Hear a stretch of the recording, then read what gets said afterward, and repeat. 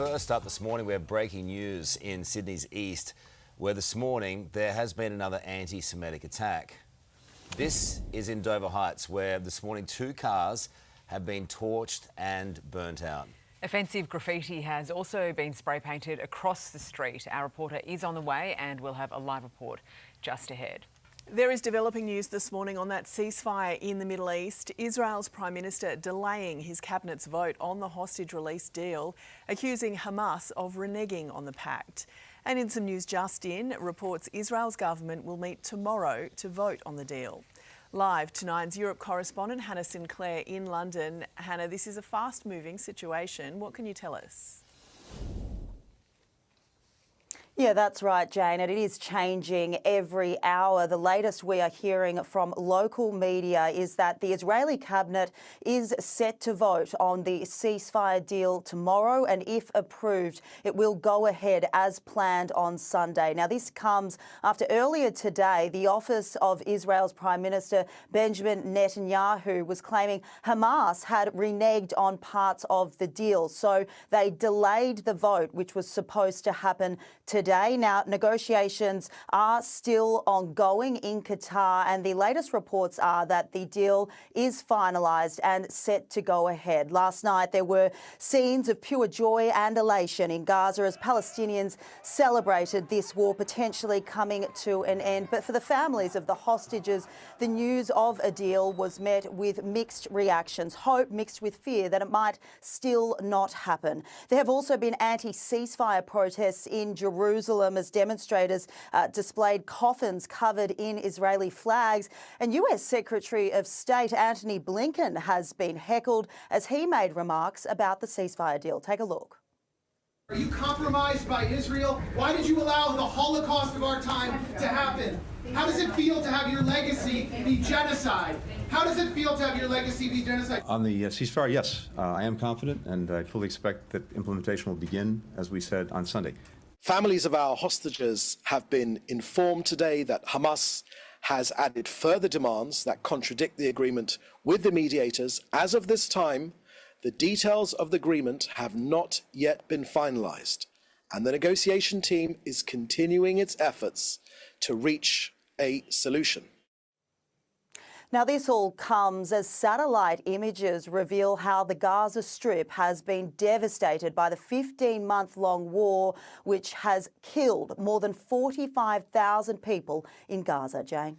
Hannah, thank you. Police are hunting for a man as part of their investigation into the deaths of 2 others at a property in Melbourne's southeast. The pair was treated for stab wounds just after 9:30 last night in Clyde North, but they died a short time later. That third man, who is known to the deceased pair, left the scene before police arrived. 2 men wanted over that deadly arson attack in Melbourne's west are still at large this morning. The fire killed a Hoppers Crossing woman who was house-sitting the Truganina townhouse in what police believe is a case of mistaken identity. Detectives releasing this CCTV, hoping to identify the 2 men who got out of this SUV and poured accelerant on the home. We have no history on this individual nor the family. This poor girl did not deserve this house sitting and her life's come to an abrupt, tragic end. Officers are also asking the public to look out for anyone who has recently suffered burns. Sydney's public transport industrial action has been brought to a halt by the New South Wales Premier, who stepped in to stop further disruptions today. The Fair Work Commission has issued an interim order blocking strikes until a formal hearing at the end of next week. Chris Minns has cut his holidays short to lodge legal proceedings against the combined rail unions after 48 hours of chaos on the network. This industrial dispute has gone on long enough. If the Fair Work Commission agrees with the government's application, that's the end of protected industrial action on the railways.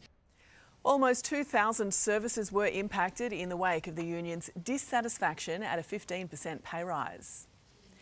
A Queensland mum will face court today accused of torturing and drugging her 1-year-old baby girl for profit on social media. Live to Today Queensland reporter Andrea Crothers in Brisbane. Andrea, this is hard to fathom. Oh, Jane, it sure is. This is a person who is supposed to be protecting her little girl. Instead, She's behind bars this morning, accused of deliberately giving her prescription and pharmaceutical drugs that were not intended for her between August and October last year. Then posting about it on social media. That little girl becoming so sick she was taken to hospital, where nurses and doctors raised the alarm with police. Officers have now charged a 34-year-old woman with 11 offences. That includes administering poison to cause harm, making child exploitation material, torture, as well as fraud. This was the moment detectives caught up with her.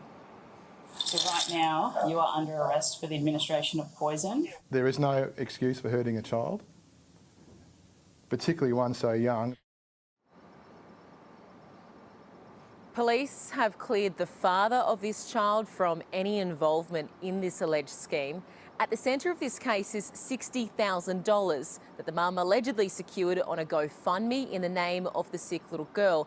They are now working with the company to try and get that money back to those donors, but senior officers have described this as many things, one of those as repulsive. Jane. Yeah, OK, Andrea, thank you. There is pressure on the Reserve Bank this morning to scrap all card surcharges. Let's bring in today Federal Politics reporter Liz Daniels in Canberra. Liz, this development comes amid growing consumer pressure. Yeah, they won't get any argument from customers on this one, Jane. You wouldn't think. The Reserve Bank carrying out a review of surcharges paid when people use their credit or debit cards. And the federal government says it will look to outlaw fees on debit purchases from next year. Now, the Commonwealth Bank is due to make its submission to this review public today, and it's expected to lobby for the RBA to take it one step further and extend that ban to credit cards too. Its argument is that otherwise shops and businesses will just pass on the burden to credit card users to recoup the losses from those debit transactions if those fees are banned. And they are not alone. MasterCard's taken the same stand. An outright ban, Jane, would bring Australia into line with practices in the UK and Europe.